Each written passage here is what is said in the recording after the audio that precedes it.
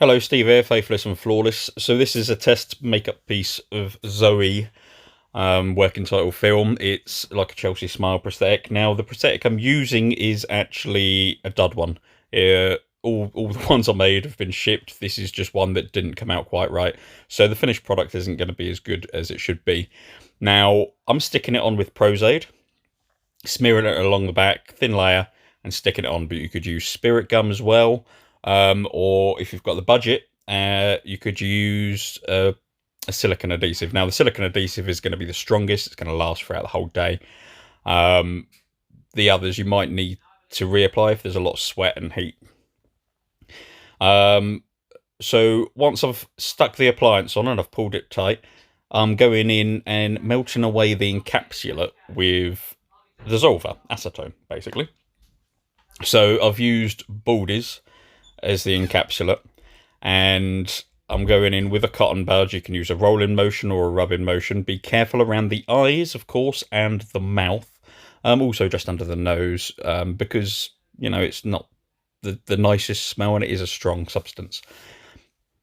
Now, all I'm doing is taking off the excess at the moment. It will come off really easy. You just want to pull it slightly, not too hard, and rub that cotton bud with the acetone on. You might need to redip a few times, of course. And once then you've got rid of all the big excess, because this was encapsulated on a flat mould with loads of encapsulate, so it's suitable for beginners to use as much as they need to, rather than having a very thin layer where errors are big and noticeable. Now, as this was a dud piece, there's parts where it's impossible to blend because there was holes in the encapsulate. So again, the end result will look better than this on the actual pieces that have been shipped.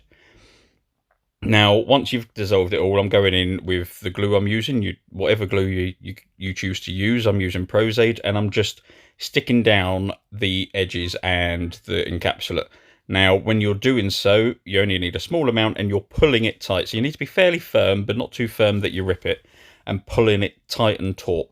And that means that then when you blend it out, it's going to blend much more naturally into the skin, and there's not going to be lines and ridges as you're doing so. And you'll notice when it's pulled tight, and on a good prosthetic piece, you even, before you start blending, find it difficult to see that it's not skin. So around the mouth area especially, you can see there is still encapsulate there, but it looks like it's actually just her chin. I should mention at this point, this is my lovely other half. This is Ellen, kindly for the third or fourth time modelling this prosthetic while I was testing the movement and things in the past. So really pleased that she doesn't mind helping out. Now, the placement of the piece, there's a little gap for the mouth to go, and you want that right on the corner of the mouth. So the actual encapsulate, as you can see, is halfway over her mouth because the edge is right next to it. And that's how, when we blend it away in a minute, you're going to get it so it moves correctly.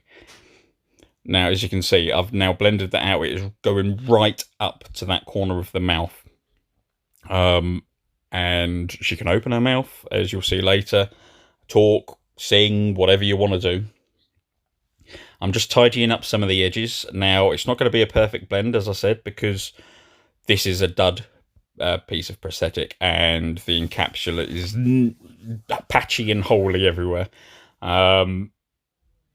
As this is more a tutorial video for yourself, I didn't see the point in using extra sheets to patch it up, and like, you can build up blending areas with Prozaid, for instance, and Cinewax and things like this. But again, for all intents and purposes, it wasn't needed for this. This is more just, this is what you have to do.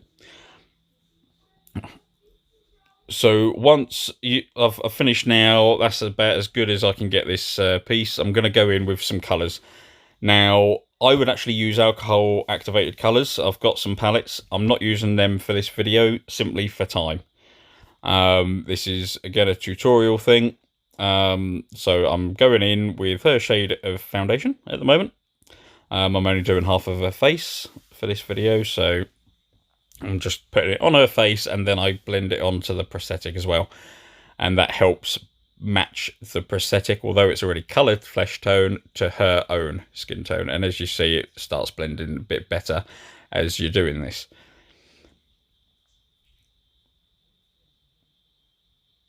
Now I'm just using any old loose powder. You could use pressed powder. This just takes away the shine of the silicone a bit and helps set the makeup, of course. For any film, you've always got pressed powder on hand. And as you can see, it's matted it down. She can move her mouth absolutely fine, talking away there. And now I'm just going in with some eyeshadows, basically, just to show you some sort of colour scheme that you could do. Again, I would use alcohol activated paints because it would last, it would stick. It's not going to come off unless it's coming off with alcohol. If you can't do that, eyeshadows would be fine. I'm just sort of bruising up the area around it at the moment, putting in a black on the actual deep recesses. And going around with some reds and oranges and stuff, just making it a bit more of a swollen area and stuff. And you do this all over the mouth because you want to actually bloody up the mouth and of course the other side and things. But as I say, alcohol activated paints, if you to have the time, or even with, to be fair, eyeshadows, I'm doing a quick rush job just to show you the basics. You could blend it out a lot better with colours and things like this.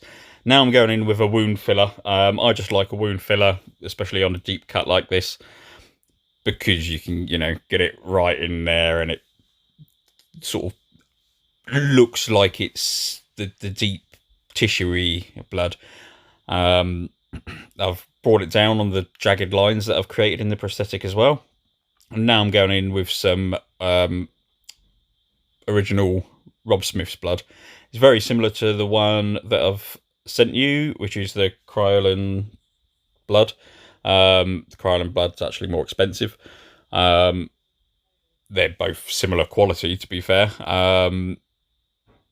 All professional blood is easy to wash out, stain resistant. Most of them are mouth safe as well, which is really important when you're working around the mouth here. You don't want it to be toxic, of course. So if a little bit gets in, it doesn't matter. Now, actually, on set, I would let it drip a bit more, but I don't want to get it on our clothes because as soon as we finish this video, it's all coming off. I'm now just adding a little bit of fresh scab as well on top of that, just to add a little bit more where the blood would have dried a little bit and things like this. Now, of course, take your time with it. Make it look convincing. Bring out the blood across the lips and everything as well, and on the other side. And it will... Okay, so this is the finished product as I did it. Again, the blending should be better with your pieces. As you can see, there's little bits where it just would not blend. But around the mouth, that is more what you're looking for. And it should be like that all the way around. She can move, do any facial... So, all the best with your film. All the best to whatever makeup artist you've got working on it. As I say, they're decent pieces. You shouldn't have any problems. Of course, give me a shout. Just give me a bell or a text if I can help in any way or give you any advice. All the best with the shoot. Take care, buddy.